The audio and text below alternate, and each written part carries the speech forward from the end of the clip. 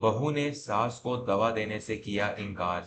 फिर जब मौत के मुहाने पर खड़ी हुई बहू, तब उसी सास ने बेटे की जान बचाकर जो किया, सुनकर रोंगटे खड़े हो जाएंगे। नमस्कार, मैं विवेक वर्मा। वर्मा स्टोरीज के इस मंच पर आप सभी का स्वागत है।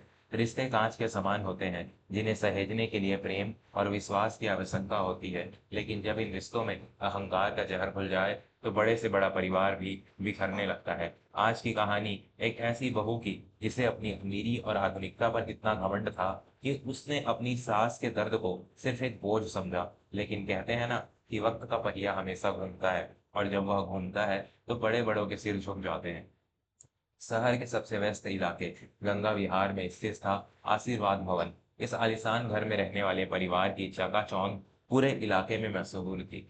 घर के मुखिया श्रीमान राम गोपाल चतुर्वेदी एक नामी वकील थे। उनकी पत्नी सुभद्रा देवी एक शांत और ममतामयी महिला थी, जिन्होंने अपने बेटे अर्णव को संस्कार देकर पाल पोस कर बड़ा किया था। अर्णव का विवाह शहर के एक बड़े व्यापारी की बेटी अनन्या के साथ हुआ था। अनन्या सुंदर थी, पढ़ी लिखी थी, लेकिन उसके मन में संस्कारों की जगह अहंकार ने ले ली थी। अनन्या को यह घर, यहाँ के नियम और अपनी सास का सादगी में रहना बिल्कुल पसंद नहीं था। वह अक्सर अर्णव से कहती, अर्णव देखो ना, मम्मी जी का वो पुराना तरीका, सुबह सुबह भजन चलाना, घर के कामों में दखल देना, मुझे तो अब घुटन होने लगी है।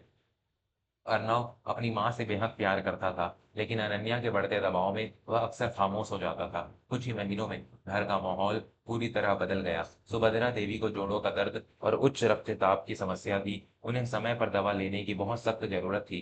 पहले अर्नव खुद माँ की दवाइयाँ लाता था, लेकिन दफ्तर की व्यस्तता के कारण उसने यह जिम्मेदारी अनन्या को सौंपी थी। एक दिन सुभद्रा देवी की तबीयत बहुत खराब थी। उनके घुटनों में इतनी सूजन थी कि वह बिस्तर से उठ भी नहीं पा रही थी। उन्होंने धीरे से आवाज दी, अनन्या, बेटा, आज मेरी दवाइयाँ खत्म हो गई हैं, क्या तुम पास वाली मेडिकल दुकान से लेते आओगी? अनन्या उस समय अपनी सहेलियों के साथ वीडियो कॉल पर थी। उसने बिना फोन रखे चिढ़कर जवाब दिया, मम्मी जी, क्या आप अपनी इन दवाइयों की वजह से मुझे हमेशा परेशान करती हैं? मुझे अभी अभी बहुत जरूरी काम है, और वैसे भी ये कोई मेरा काम थोड़े ही है। अगर आपको इतनी ही जल्दी है, तो अर्नव का इंतजार क्यों नहीं करती? मैं कोई आपकी नौकरानी नहीं हूँ जो आपकी दवाइयों के लिए दौड़ती रहूं।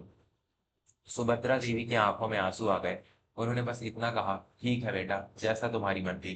पूरा दिन बीत गया, रात हो गई। अर्नव शहर से बाहर गया हुआ था। सुभद्रा देवी बिना दवा के तड़पती रही। अगले दिन सुबह जब अर्नव लौटा, तो उसने देखा कि उसकी माँ बिस्तर पर अचेत पड़ी थी। डॉक्टर को तुरंत बुलाया गया। पता चला कि बीपी अचानक बढ़ने से वजह से वह बेहोश हो गई थी। अर्नव गुस्से से लाल हो गया। उसने अनन्या से पूछा, अनन्या, तुमने माँ को दवा क्यों नहीं दी? अनन्या ने बेरुखी से कहा, अर्नव, तुम भी ना, मैं कोई दवा की दुकान थोड़ी चलाती हूँ जो मुझे याद रहेगा। और फिर इतना भी क्या शोर मचाना, बुढ़ापे में तो बीमारियां होती ही रहती है।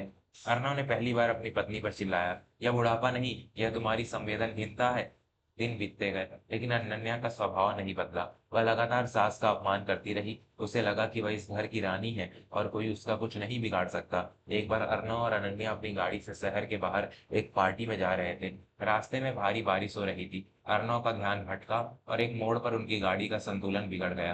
गाड़ी फिसलकर सड़क किनारे बनी एक खाई की तरफ बढ़ने लगी। एक्सीडेंट बहुत गंभीर था। अर्नव का पैर स्टीयरिंग में फंस गया और अनन्या के सिर पर गहरी चोट आई। वह बुरी तरह घायल थी और वहीं तड़पने लगी। अर्नव ने अपनी पूरी ताकत लगाकर किसी तरह अनन्या को बाहर निकाला, लेकिन वह खुद हिलने की हालत में नहीं था। बारिश तेज हो रही थी और वहां मदद के लिए कोई नहीं था।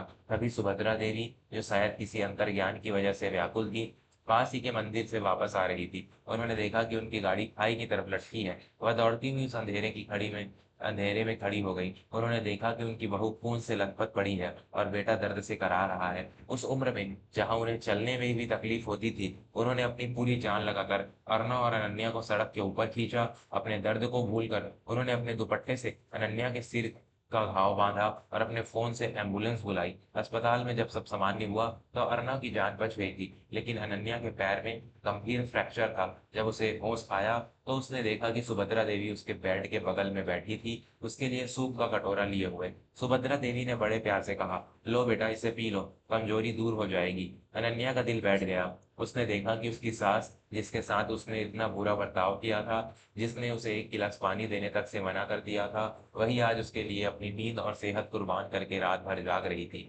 अनन्या के आंसू नहीं रुक रहे थे। वह लंगड़ाते हुए बेड से उतरी और अपनी सास के चरणों में गिर गई। मम्मी जी, मुझे माफ़ कर दीजिए। मैंने बहुत बड़ी गलती की। मैंने आपकी ममता को मेरी सेवा समझकर ठुकरा दिया, लेकिन आपने मेरी जान बचाकर मुझे यह साबित कर दिया कि एक माँ का दिल कितना बड़ा होता है। आप मुझे सज़ा दीजिए, पर मुझसे दूर मत जाइए। सुभद्रा देवी ने उसे उठाया और गले से लगा लिया। बेटा, माँ का धर्म माफ़ करना होता है। मुझे खुशी है कि तुमने वक़्त रहते सच का आईना देख लिया। उस दिन के बाद आशीर्वाद भवन में सब कुछ बदल गया। अनन्या अब वही बहू थी जो सुबह सबसे पहले अपनी सास की दवाइयाँ मेज पर रखती थी और उनकी सेवा में कोई कसर नहीं छोड़ती थी। अर्नव और अनन्या अब अपने परिवार को ही अपनी सबसे बड़ी दौलत मानते थे।